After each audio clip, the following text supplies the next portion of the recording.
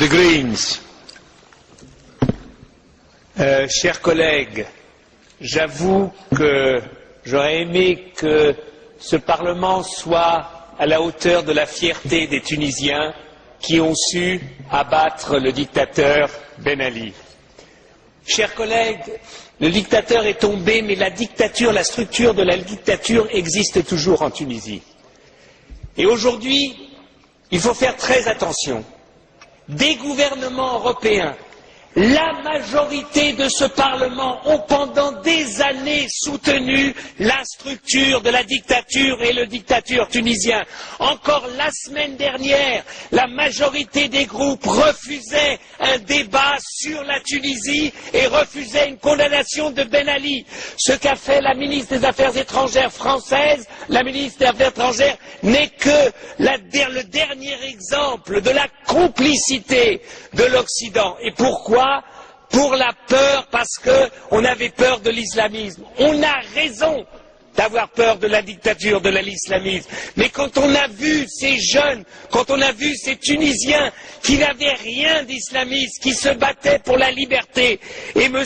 Sidi Bouzid, qui s'est immolé, c'est le Yann Palach de la Tunisie, et quand Yann Palach s'est immolé, tout ce Parlement était derrière lui. Nous ne sommes même pas capables d'être derrière Sidi Bouzid. Voilà la vérité de ce Parlement. Alors maintenant, il s'agit d'agir pour la Commission. Il s'agit simplement de dire une chose, de dire aux Tunisiens, une élection démocratique dans un pays qui vient de sortir de la dictature ne se fait pas en 2 mois. Il n'y a pas une base de démocratie. La liberté d'expression, les médias, les radios, la télévision n'existent pas. Il n'existe qu'une imprimerie d'État. C'est pour cela que je demande à la Commission qu'elle prenne l'argent de l'accord d'association et qu'elle mette cet argent au service de la liberté d'expression en Tunisie et non pas au service d'organisations gouvernementales tunisiennes. Deuxièmement, le gouvernement de transition n'est pas un gouvernement d'unité nationale. Pourquoi? Parce que la majorité de ceux qui sont battus ou qui sont en exil ne sont pas encore rentrés, ne sont pas reconnus. Donc il faudra du temps pour que des forces démocratiques, non pas des forces qui avaient été reconnues entre guillemets par Ben Ali, mais des forces réellement démocratiques puissent se développer.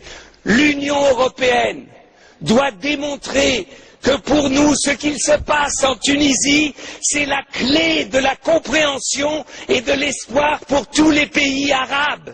Tous les pays arabes, tous les pays arabes, tous les pays arabes.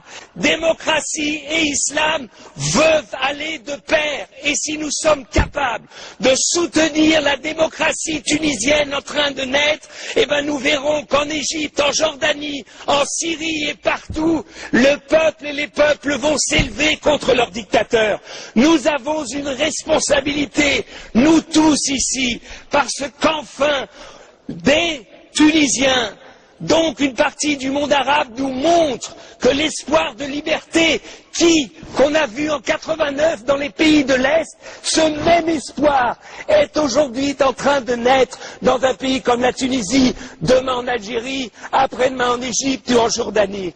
Donc, c'est pour ça que c'est inimaginable que ce Parlement, eh bien, reste assis, dit, oh oui, peut-être, on ne sait pas. On ne savait pas en 89 ce qu'allait devenir la Pologne. On ne savait pas, avec Gorbatchev, ce qu'allait devenir la Russie. Si à chaque fois que les peuples demandent la liberté, on leur demande une assurance, qu'ils nous disent que c'est sûr que ça ira dans une direction, on ne soutiendra jamais la liberté. On ne la soutiendra jamais.